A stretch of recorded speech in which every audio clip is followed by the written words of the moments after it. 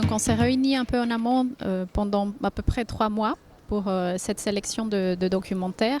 Et on reçoit, chaque année ça varie, mais c'est à peu près entre 150 et 200 films qu'on regarde. Et on s'est réunis à chaque fois pour débattre sur les films qu'on regarde.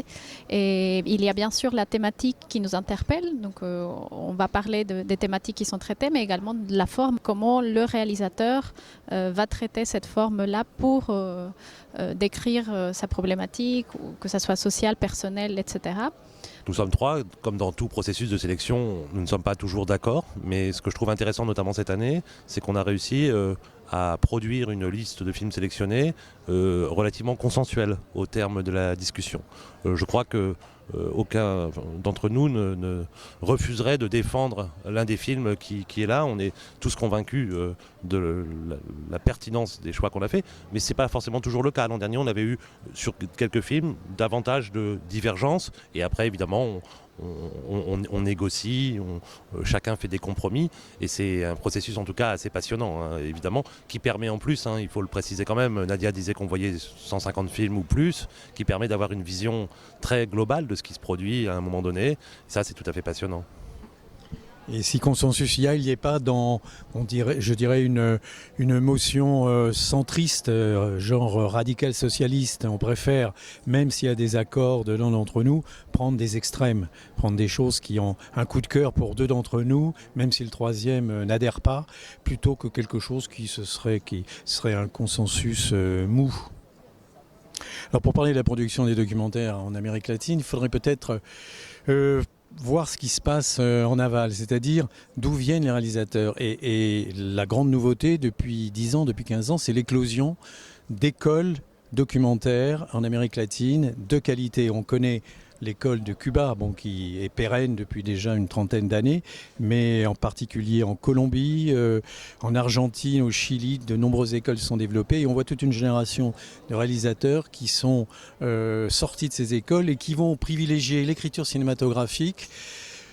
par rapport, non privilégié, mais par rapport au contenu, par rapport aux thématiques. C'est-à-dire qu'ils ne considèrent leur thématique que dans une vision de cinéaste, c'est-à-dire dans une projection personnelle aussi dans ce qui sera l'œuvre et donc aussi ce qu'on peut dire basiquement sur le documentaire, c'est-à-dire dans le rapport à l'autre, dans le rapport aux protagonistes qu'ils vont rencontrer. Alors sur les thématiques, il y a aussi des variations que mes camarades vont peut-être décrire. Non, l'une des évolutions intéressantes à observer aujourd'hui, c'est comment se transforme la tradition du documentaire politique et social, qui a toujours été forte dans le documentaire en général, indépendamment de l'Amérique latine, mais particulièrement dans le cas latino-américain. Et quand on regarde les sélections qui étaient proposées il y a encore 5 ou 6 ans, il y avait une omniprésence de ces questions politiques, et d'ailleurs des questions politiques clairement identifiables, la question des dictatures, les questions de mémoire, les questions de justice, les questions de droits de l'homme. Aujourd'hui, non pas que cette tradition politique et sociale est disparue, mais elle a été reformulée.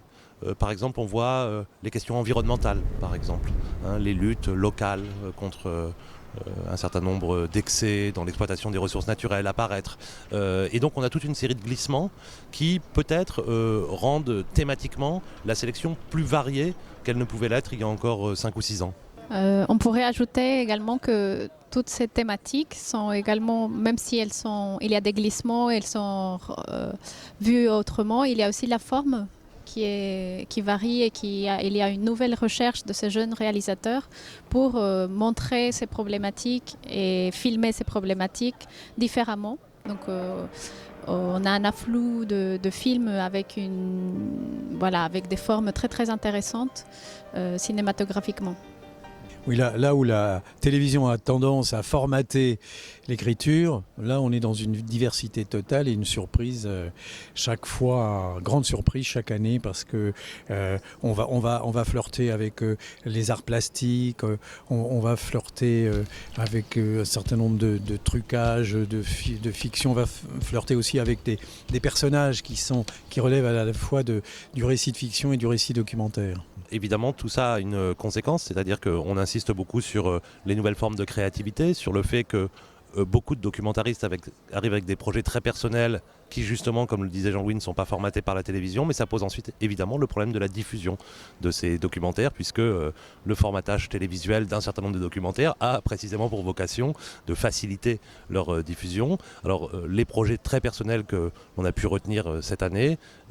ensuite seront-ils diffusés en dehors de festivals comme celui de Biarritz? C'est une vraie question et qui pose évidemment l'autre question de l'avenir du documentaire, hein, qui est à mon avis jamais garanti dans le monde actuel.